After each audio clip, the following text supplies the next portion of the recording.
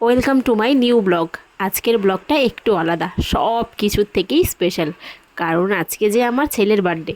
আজকে বলতে বার্থডে তো হয়ে গেছে, কিন্তু বার্থডের ব্লগটা এখনও পোস্ট করিনি, বানিয়ে রেখে দিয়েছি। তো প্রত্যেকটা ভিডিওতেই কিন্তু আমি একই কথা বলি, যেহেতু ভিডিও বানিয়ে রেখে দিই, পোস্ট করতে একটু দেরি হয়ে যায়। তার জন্য প্রথমে আমি সবাইকে বলে দিচ্ছি সরি, যে আমার ভিডিও বানাতে টাইম লাগে না, কিন্তু পোস্ট করতে খুব টাইম লাগে, একটু লেজি আর কি পোস্ট করতে। তো যাই হোক, তোমরা ভিডিওটা দেখে সবাই আমার ছেলেকে অনেক অনেক আশীর্বাদ করো। আর এর আগেও আমি যত ভিডিও ফটো পোস্ট করেছিলাম আমার ছেলের বার্থডে, তোমরা অনেক অনেক ভালোবাসা দিয়েছো, সবাইকে অনেক থ্যাংক ইউ। তো এই দিনটা ছিল ছেলের জন্মদিন বলে কথা। তো সকাল থেকে রাত পর্যন্ত প্রচণ্ড তোড়জোড় চলেছে। ছেলেকে নিয়ে সকালে মন্দিরে গিয়েছিলাম। যারা যারা ফালাকাটাবাসী তারা তো দেখে বুঝতেই পারছো যে এটা আমাদের ঐতিহ্যবাহী ফালাকাটার মহাকালবাড়ি মন্দির, যেটা আমরা একদম অন্ধকার থাকলেও চিনতে পারবো যে এটা আমাদের মহাকালবাড়ি মন্দির। আর এটা তো দিন তোমাদেরকে না বললেও চলবে, তোমরা নিজেরাই বুঝে যাবে যে কোথায় গিয়েছিলাম। আর যাওয়ার মতন কোথায় জায়গা বা আছে ফালাকাটাতে? পুজো দেওয়ার মতন একটাই জায়গা, যেটা হচ্ছে আমাদের মনের শান্তি, প্রাণের শান্তি, সব কিছুর শান্তি, মহাকালবাড়ি মন্দির। তো ঠিক আমরাও চলে গেছি মহাকালবাড়ি মন্দিরে পুজো দিতে সকালে ছেলেকে নিয়ে। যেহেতু জন্মদিন, তো ঠাকুরকে আগে পুজো না দিয়ে দিনটা শুরু করলে ভালো লাগবে না। আর দিনটা সত্যি খুব স্পেশাল। আগে মনে হতো নিজের বার্থডেটা খুব স্পেশাল, কবে আমার জন্মদিন আসবে, কবে আমার জন্মদিন আসবে। কিন্তু এখন আমার মনে হয় কবে আমার ছেলের বার্থডে আসবে। মনে হয় সেই জন্মদিনটা, ছেলের জন্মদিনটা এতটা স্পেশাল, মনে হয় এর মতন স্পেশাল দিন আমার কাছে আর এখনও পর্যন্ত একটাও নেই।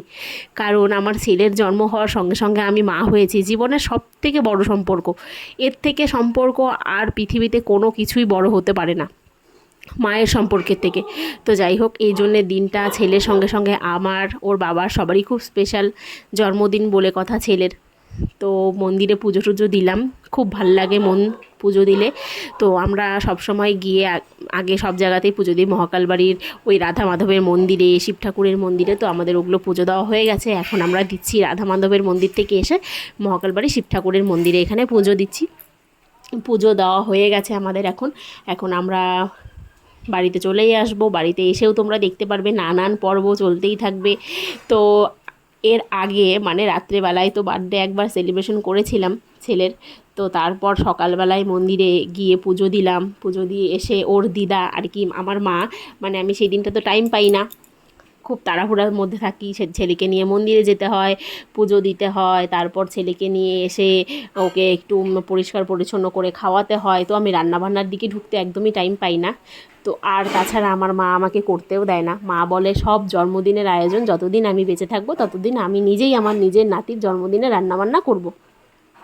তো এই যে দেখো, অনেক কিছু রান্নাবান্না করেছে, করে সাজিয়ে খেতে দিয়েছি। কিন্তু ছেলে তো খাবার দেখেই কি অবস্থা, খাবার দেখলেই ও ভয় পেয়ে যায়। মনে হয় যেন ওর সামনে ভূত এসেছে, শাকচুন্নি এসেছে। যেমন ও শাকচুন্নির কথা শুনলে ভয় পায়, ঠিক তেমনই খাবার দেখলে ভয় পায়। এত সুন্দর করে প্রত্যেক বছর ওকে, ছোট থেকে আর কি, এবছর নিয়ে 3 বছর ধরে সুন্দর সাজিয়ে খেতে দিচ্ছি। তখন তো খেতে পারতই না, এখন যতটুকু টুকটাক খেতে পারে, তবুও খাবার দেখলে এত ভয় পায় যে খাবারের মধ্যেও হাতই দিতে চায় না। অন্য বাচ্চারা আছে না, একটু আধটু টুকিয়ে টাকিয়ে মুখে দিবে, আমার ছেলে সেটাও করবে না, হাতই দেবে না খাবার মধ্যে। অন্য সময় বলবে মা লেগ পিস খাবো। আর জানোই তো তোমরা কি যুগ পড়েছে, মোবাইল ছাড়া বাচ্চা কাচ্চাকে কিচ্ছু করানো যায় না। আর এই যে দেখো, আমার ছেলেও কিন্তু বাবার কোলে বসেও মোবাইল দেখছে, নিজেকে একা একা বসানোর চেষ্টা করছি একটু, যে তোমাকে একটু একা একা ফটো তুলে দিই, তুমি একটু নিচে একা একা বসো। তা তো বসবেই না, বাবার কোল ছেড়ে নামবেই না, তাও বা মোবাইল হাতে নিয়ে থাকবে। তো যাই হোক, অনেক বুঝিয়ে সুঝিয়ে এই যে এভাবে একটু বসিয়ে রেখেছি, বাবার কোল থেকেই আশীর্বাদ দিচ্ছে। আমার মা দিনের বেলায় ওকে খাবার দেওয়ার সময় একবার আশীর্বাদ দেয়। আর ওই বাড়িতে তো ওর ঠাম্মি ওর জন্মদিনে রাতের রান্নাবান্না করছিল, তাই সবাই এখানে আসতে পারেনি। আর যাই হোক, ছেলেকে এখানে দুপুরবেলায় ওর দিদা রান্নাবান্না করে এভাবে সাজিয়ে গুছিয়ে খেতে দিয়েছে। নামে এগুলো কিন্তু সব আমরাই খেয়েছি, আমি আর ওর বাবাই খেয়েছি। যাই হোক, এই তো দেখো কত কিছু রান্না করেছে, মাছের ঝোল, মাংস, কত রকমের ভাজা, ইলিশ মাছ ভাজা, মাছের মাথা ভাজা, পটল ভাজা, আলু ভাজা, বেগুন ভাজা, কাঁকরোল ভাজা, আরও অনেক কিছু ভাজাভুজি ছিল। আর এই যে ছিল এটা পায়েস। তো পায়েসের মধ্যে মা আবার একটা সুন্দর করে গাছের থেকে গোলাপ ফুল ছিঁড়ে এনে বসিয়ে দিয়েছে সাজানোর জন্যে, ডেকোরেশনের জন্যে। আর ভাইকে হাতে দিচ্ছে যে তুমি একটু হাতে ধরো, কোনোভাবেই পায়েসটা হাতেও ধরবে না। খাওয়া তো দূরের কথা, হাতেও নেবে না সে। এই যে দেখো বসে আছে বোকার মতন, কখন তার হাতে মোবাইলটা দেওয়া হবে। আমি মাছের মাথাটা একটু সামনে নিয়ে যেতেই দেখতে পারছো কি ভয় পাচ্ছে, ভয়েই ওর অবস্থা শেষ, খাবে আর কি। দেখতেই পারছো কি কান্নাকাটি করছে, ছেলেকে আমি মানে খাওয়া দিয়ে একটুও শান্তি পাই না। তো তারপরে এই যে চলে আসলাম রাত্রির পর্বে। রাতে এই যে আমি কেকটা বানিয়েছি দেখতে পারছো তোমরা, যে কেকটা কেমন লেগেছে অবশ্যই আমাকে কমেন্ট করে জানিও। আমি কিন্তু প্রত্যেক বছরের কেক আমি নিজে হাতেই বানাই, যতদিন থেকে আমার ছেলের জন্ম হয়েছে আর কি, 3 বছর থেকে। না, প্রথম বছরটা আমি কেক কিনে এনেছিলাম, তখন আমি বানাতে পারতাম না। আর যাই হোক, শখ করেই কেক বানানোটা শিখেছি, জানি ছেলের জন্মদিনে আমি নিজে হাতে সব কিছু করতে পারি, নিজে হাতে কেকটাও বানাতে পারি। আমার ছেলের যেন অন্য কারোর হাতে বানানো কেক কাটতে না হয়। তো এই কারণে আমি কেক বানানো শিখেছি, আর আমি এখন থেকে কেক প্রত্যেকবার জন্মদিনে ছেলেকে আমি কেক বানিয়ে দিই। তো কেকটা কেমন বানিয়েছি আমাকে তোমরা জানিও, যে কেকটা কেমন হয়েছে, তোমাদের পছন্দ হয়েছে কি না। যেহেতু আমার ছেলের এবার 3 বছর হয়ে গেছে, থিমটা একটু পড়াশোনার মধ্যেই রেখেছিলাম, ABCD দিয়ে কেকটাকে সাজিয়েছিলাম সুন্দর করে। তো এখন স্কুলে ভর্তি হওয়ার সময়। আর এই যে দেখো আমার দিদা আর নাতির প্রেম ভালোবাসা। দিদাকে দেখে মনে হচ্ছে জানি কত বছর পরে দেখেছে, চুমু দিয়েই যাচ্ছে। তারপর একটু আমাদের আদর করছে। যাই হোক, এই তো একটু ছেলেকে নিয়ে আদর। যাই হোক, কি বলবো, যাই হোক বারে বারে বলে ফেলছি, কি বলবো আর মাথায় আসছে না জন্যে আমি এতবার যাই হোক বলছি, তোমাদের মাথা একদম পাগল করে দিচ্ছি। তো এই যে একটু নাচানাচিও করে নিচ্ছি। আমরা যেখানে আছি সবাই, আমাদের একটু নাচগোজ না হলে কিন্তু হয় না, সাজগোজের সঙ্গে আমাদের নাচগোজও লাগে। তো একটু একটু আর কি নেচেছি, ছেলে প্রচণ্ড নেচেছে। আমার ছেলের তো নাচ যেন বন্ধই হচ্ছে না। গান শোনা মাত্রই ওর নাচ শুরু হয়ে যায়। ও যেখানেই গান শুনুক না কেন নাচবে তো অবশ্যই। ওর মিমি আবার ওকে একটু আদর করছে, সবাই গিফট দিচ্ছে। এগুলোই তো মনে থাকবে, তাই না? এগুলোই স্মৃতি সারা জীবনের। জন্মদিনের গিফট থেকে শুরু করে জন্মদিনের কেক, পায়েস, সব কিছুই খুব স্পেশাল। জন্মদিন বলে কথা, এখনও তো ছোট, তেমন একটা বোঝে না।